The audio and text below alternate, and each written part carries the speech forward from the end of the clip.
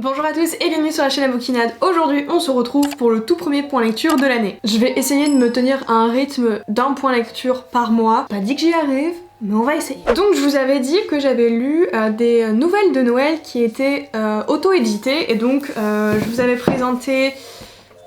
En plus c'est ma préférée. Je vous avais présenté dans le dernier point lecture celle qui se passe à Édimbourg et du coup là j'ai lu les trois autres. Donc la première c'est Noël quelle galère de Alicia Garnier. Alors je vous avoue qu'au début j'étais en mode...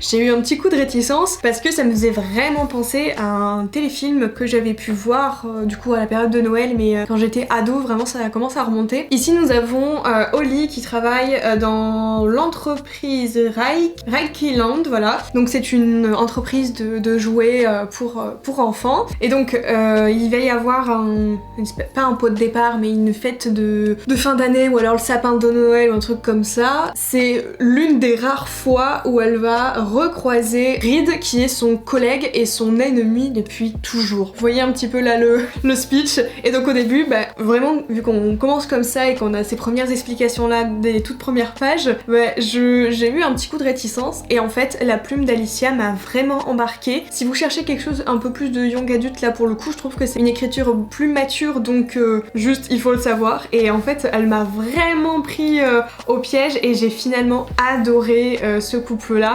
Je pense qu'ils se placent tous les deux en deuxième position sur les 4 nouvelles là, de Noël que j'ai lues. Alors Édimbourg, j'avoue que cette romance MM à Édimbourg, bah là on coche très vite facilement les cases pour moi. Mais alors pour vous dire, celle-là, elle a vraiment vite grimpé au classement. J'ai beaucoup aimé la fraîcheur qu'il y avait dans cette histoire et en même temps même, donc du coup c'est une nouvelle donc c'est un format assez court. J'ai trouvé qu'il y avait encore quand même pas mal de profondeur dans les explications de pourquoi du comment ils sont arrivés à être ennemis, l'entreprise commençait à se passer, Holly et qui elle est, etc. et son caractère et vraiment je trouve que quand même je crois que ça fait 110 pages ou 100 pages, je trouvais vraiment qu'elle avait moins de 100 pages, ouais. Elle a vraiment relevé le défi et je suis hyper contente de l'avoir lu et en fait c'est la première fois que je lis un texte de Alicia Garnier et je suis hyper surprise et j'ai hâte de voir ce que les autres livres que j'ai dans ma pile à lire vont donner. Ensuite du coup j'ai lu Jusqu'à ce que la neige cesse de tomber de F.V. Estier. Alors là je pense que pour les deux derniers, je sais pas comment vous les classez mais en tout cas Noël quelle galère et Noël à Édimbourg avec un inconnu c'est clairement mes deux préférés. Nous avons deux amis qui sont Maddox et Easton qui tous les deux vont devoir rejoindre leur famille en voiture à cause de la neige qui a bloqué pas mal de transports et du coup ils vont devoir traverser le Canada en voiture. J'avoue que Canada aussi j'adore. Et en réalité ces deux garçons sont en froid depuis vraiment pas mal d'années, ils ne se sont jamais revus et ils n'ont jamais rediscuté ensemble et du coup on va les suivre tous les deux dans ce road trip donc forcément le trajet va être hyper long donc les langues vont se délier et on va savoir aussi pourquoi ils étaient en froid. Là je trouve par rapport aux autres autrices elle a un truc un peu plus cru comme pour mince j'ai mangé le nom de l'autrice pour un Noël à Édimbourg avec un inconnu et je trouve qu'elle a un côté très cru et du coup ça donne des situations assez drôles, assez cocasses n'est-ce pas et du coup bah, les personnages du coup elles n'étaient pas vraiment le truc préconçu du personnage de Noël un peu il a des rêves plein la tête mais il n'ose pas les faire, vous voyez ce que je veux dire. Là vraiment c'était vraiment basé sur pourquoi ils se sont disputés et du coup jusqu'au point de départ, enfin jusqu'au plutôt au point d'arrivée, comment ça va se passer entre les deux, est-ce qu'ils vont s'entretuer ou pas. Alors oui du coup c'est court donc forcément on a envie d'en savoir plus mais en même temps je trouvais que les personnages étaient assez développés et vu qu'on reste vraiment je pense avec ces deux personnages là pour bah, la longueur du livre, je pense que si on aurait eu d'autres personnages on aurait peut-être moins, enfin j'aurais moins ressenti le fait que les personnages étaient quand même bien travaillés et j'aimais bien parce qu'on avait des petites illustrations comme ça, j'avoue que j'ai bien aimé et voilà franchement c'était une bonne lecture et très contente d'avoir pu découvrir la plume de F.V. Estier avec ce livre. J'ai pas trop regardé tout ce qu'elle faisait, je sais qu'elle écrit pas mal de romances mais il faudrait que je me penche un petit peu plus dessus et alors la pépite sur le pépito, Alison Germain qui a écrit Let Your heart be light, n'est-ce pas, avec mon terrible accent. Ici nous avons Iris qui avait l'habitude d'aller à la Renardière, un chalet en Suisse, pour passer les fêtes de fin d'année, du coup avec sa famille, avec ses proches. Et du coup là ça fait quelques temps qu'ils y vont plus et ils ont pu réorganiser ça. Donc elle est hyper contente d'y aller, c'est une fille vraiment qui est amoureuse de Noël et du charme de cette fête là. Et puis donc elle va pouvoir s'y rendre avec son frère, notamment aussi son meilleur ami Achille, sauf qu'il y a eu un petit couac. En fait elle s'est rendue compte qu'elle a dansé un slow assez proche avec son meilleur ami, sauf que lui ne le savait pas puisque c'était je crois quelque chose de... ils étaient dans le noir ou masqués, en tout cas il n'était pas censé pouvoir reconnaître qui ils avaient en face d'eux, et donc elle a reconnu Achille, et du coup depuis ce moment là elle sait plus trop comment faire, elle sait plus sur quel pied danser. En tout cas quelque chose a changé en elle vis-à-vis du regard qu'elle porte sur son meilleur ami, et elle va devoir du coup passer ses fêtes de fin d'année à la Renardière avec ses proches, avec son frère et notamment avec Achille. Et j'ai bien aimé parce que du coup par rapport aux autres je trouvais qu'on avait du coup forcément plus de rêves françaises, et du coup c'était un peu plus facile d'imaginer ce qui pouvait se passer, ça rendait la chose un peu plus réelle, et du coup on avait vraiment l'impression d'être un peu plus proche du coup des personnages. Je pense que ce facteur là du coup peut nous aider dans notre imaginaire à visualiser les choses. Franchement j'ai pas de trucs j'ai pas trop de points négatifs à dire sur ces nouvelles là, parce que c'est une nouvelle et que du coup ça amène la chose assez vite, donc tu sais que tu vas devoir vite rentrer dans l'action. C'est complètement le cas aussi avec celui-ci, donc c'est le deuxième livre que je peux lire de Allison avec du coup sa saga Le souffle de Midas, je savais plus comment ça s'appelait, la honte. Mais du coup franchement je trouve qu'elle a hyper bien relevé le jeu parce qu'elle disait qu'elle avait pas trop l'habitude d'écrire des romances, et ben moi je trouve que le pari est réussi. Et ensuite on poursuit avec 2 livres de Colleen Hoover. Donc le premier que j'ai lu c'est Regretting You, donc ça a été publié chez Hugo, mais de toute façon tous les livres de Colleen Hoover sont presque quasiment tous publiés chez Hugo. Alors celui-là je vous avoue que je m'y suis penchée un petit peu à reculons, il me faisait très envie, et pourtant j'avais vu quand même pas mal d'avis assez négatifs sur ce livre, et du coup ça m'a foutu un petit mais c'est pas un désastre, très franchement. Donc ici nous avons Morgane qui est devenue maman vraiment très tôt, et qui du coup sa vie a été déterminée et elle s'est construite autour de cette naissance. Elle va mettre au monde du coup Clara, le papa est donc resté, ils sont tous les trois donc dans leur petite maison, ils forment leur petite famille, jusqu'au jour où le papa du coup de Clara, le mari de Morgane, va avoir un accident de voiture mortel avec la sœur de Morgane et du coup la tante de Clara. Et il faut savoir que Clara avait vraiment l'habitude de se confier à sa tante plus qu'elle pouvait se confier à sa mère. Sa tante Jenny c'était vraiment quelqu'un d'à part pour elle, c'était un peu comme sa meilleure amie, c'était un peu son guide, et elle était vraiment très proche d'elle au quotidien. Donc forcément en plus avec le décès de son papa ça a cassé de choses assez énormes, et puis Morgane qui a du coup dû vraiment construire sa vie autour de sa fille et qui a dû aussi élever en partie sa petite sœur Jenny qui est donc la tante, ça lui a fait un énorme choc émotionnel, je pense que pour tout le monde ce serait le cas. Donc la famille se retrouve explosée et toutes les deux vont se retrouver du coup dans une situation où elles ont pas l'impression d'être assez proches l'une de l'autre, et en même temps avec tout ce qu'elles traversent ça amène des émotions mais complètement folles. Un ami d'enfance de Morgane va repointer le bout de son nez, sachant qu'aussi Clara est donc vers la fin de l'adolescence, et du coup elle commence à flirter, à avoir ses premiers petits copains etc.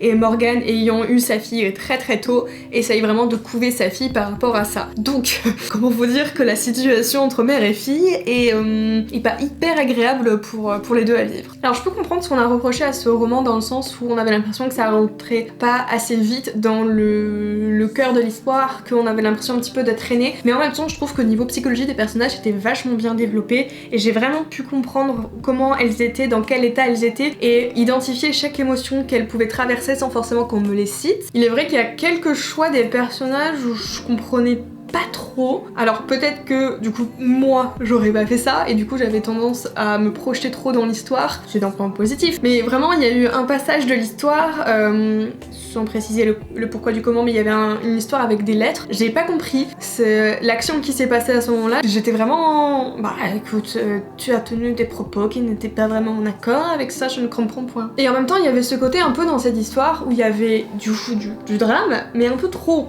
de drame. J'avoue qu'il y a des fois où on frôlait le too much. Mais en même temps, j'ai quand même refermé le livre en ayant un sourire, donc j'ai envie de vous dire, oui, il y avait beaucoup de drama, mais après c'est du Colleen Hoover, hein, faut aussi se faire à sa plume, je pense. Et en tant que romance psychologique, franchement, je les aime beaucoup. Si vous vous attendez à voir que du spicy, mollo les amis, mollo. Mais en même temps, je suis sûre qu'il sera complètement touché un grand nombre de lecteurs. Ah oui, j'avais juste un dernier point, c'est que du coup, on a quand même une grosse partie de l'histoire qui est pas mal focus du coup sur Clara.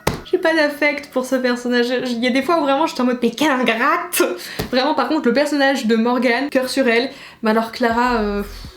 Mon dieu ma petite. Et autre livre de Colleen Hoover que j'ai pu lire, il s'agit de À tout jamais, du coup qui est la suite de Jamais plus. Dans l'histoire de Jamais plus, on démarre avec Lily qui a eu une adolescence tout à fait des plus normales avec son papa et avec sa maman. Il faut noter qu'il y a des choses qui se passent chez elle qui sont assez violentes et qui sont dures à encaisser et qui sont punissables. Elle va aussi faire la rencontre de Atlas qui lui est un adolescent avec un profil beaucoup plus complexe puisqu'il n'a pas la chance d'avoir une famille qui l'entoure et qui puisse subvenir à ses besoins normalement. Et elle va tendre la main à Atlas à de multiples reprises. On se doute qu'est-ce qui se passe avec ces personnages. Et puis un jour Atlas va devoir partir puisqu'il a la chance de pouvoir enfin avoir un toit décent, avoir la nourriture pour lui. Et donc il va saisir cette opportunité et partir. Quant à elle, Lily va continuer à faire sa vie, à rencontrer un homme, à se marier avec lui. Il y a un pépin, un énorme pépin dans cette histoire. J'ai adoré cette suite, mais vraiment, mais je suis trop contente qu'il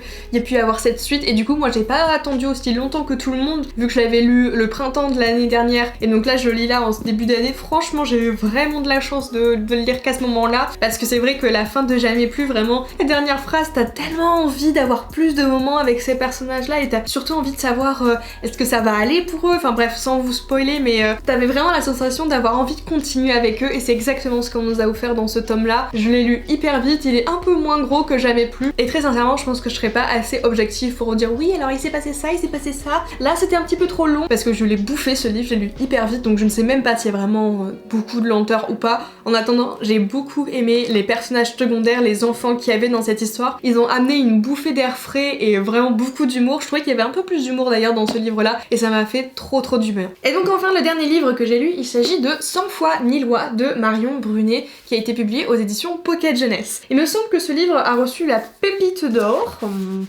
Voilà, la Pépite d'Or 2019. Alors on nous dit que c'est un portrait de femme libre, irréductible qui émerge de ce livre aux accents bouleversants. C'est pas faux. Un western fracassant comme un chariot lancé à toute allure. C'est extrêmement bien écrit. Marion Brunet a ce talent qu'elle exprime dans toutes ses littératures de montrer des personnages qui s'extraient de la spirale pour construire, revendiquer et inventer leur propre liberté. Mais du coup, de quoi parle ce livre? Garrett va être kidnappée par une hors-la-loi qui va venir chez lui et le prendre. Yes. Cette femme c'est Ab Stenson et qui va aussi lui ouvrir les portes d'un avenir beaucoup moins violent qu'il a avec son père. Et comment vous dire, Garrett est vraiment très fasciné par sa kidnappeuse. Et donc dans ce périple dans lequel elle emmène, il rencontrera l'amour, l'amitié et même la liberté. Alors, pour faire simple, je suis passée à côté de la plaque quoi. C'est vrai que j'avais adoré Plein Gris de la même autrice, donc je me suis dit que j'allais autant aimer cette histoire. Alors je sais pas si c'est le fait que ce soit un western américain et que j'en ai jamais lu je crois. Ou alors je suis peut-être un petit peu victime de mes présomptions, je sais pas. Enfin en tout cas je m'attendais à quelque chose et qui n'est vraiment jamais arrivé. En tout cas les personnages sont assez attachants mais en même temps il y avait des alchimies qui se faisaient et des liens entre les personnages. Et je sais pas, j'avais pas tellement le temps de les voir venir ou de comprendre en fait les liens ou les ficelles qui se relient entre les uns et les autres. Puis même si les personnages aussi sont bien construits, Garrett,